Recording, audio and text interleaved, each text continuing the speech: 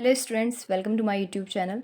तो आज हम लोग देखेंगे कि अ कांस्टेंट पॉलिनोमियल, एक कांस्टेंट पॉलिनोमियल है से p x equal to k. Constant के की जगह आप वाई जेड डब्ल्यू कुछ भी ले सकते हैं। तो कांस्टेंट नंबर कोई, तो के does not equal to zero, does not has a real zero, मतलब इसके पास does not has a real g because we know that px equal to k, we can take any value of x, say x equal to 1, 1.5, 2, 3, 5, मतलब x की कोई भी value लेंगे। जैसे मान लो कांस्टेंट, मतलब यदि k की वैल्यू 1 है और x की वैल्यू हम चेंज करते रहेंगे तब भी पॉइंटमल की वैल्यू 1 ही होगी, ये कहना चाहिए। जैसे मान लो x की वैल्यू हम ले लेते हैं 1, हमने मान लिया k 1 मान लिया, k मान लिया 1, तो p की वैल्यू हम x की वैल्यू क्या लेते हैं 1 ले लेते हैं, तो p ऑफ 1 इक्वल टू 1 होगा। और x की वैल्यू यदि हम 1.5 भी ले रहे हैं तब भी ये 1 ही रहेगा, इसमें कोई चेंजेस नहीं, क्योंकि यहाँ पे कोई वेरिएबल नहीं है ना। यहाँ तो k फिक्स दे रखा है कि k की वैल्यू मेरे लिए 1, इस तरह हम 2 ले सकते हैं k की वैल्यू, तब भी जो जितने भी नंबर जितने भी पॉइंट पर देखेंगे k की वैल्यू है 2 ही आए, मतलब पॉइंट नंबर की वैल्यू 2 ही आएगी।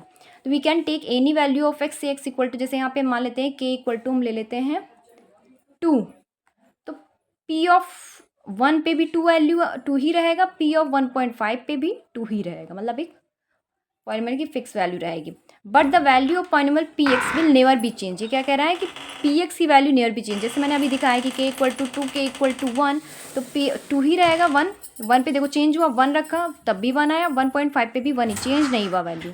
इट विल रिमेन क्या रहेगा, के ही रहेगा। तो the value of p x is known as, हम वैल्यू ऑफ पी एक्स की मान लेते हैं y, that is we always take p x equal to y. तो यहाँ पे देख सकते हैं x equal to k constant, क्योंकि हर पॉइंट एक्स के -1 पे भी वही वैल्यू है, 0 पे भी वही वैल्यू है, 1 पे भी वही वैल्यू है, यहाँ पे भी देख सकते हैं।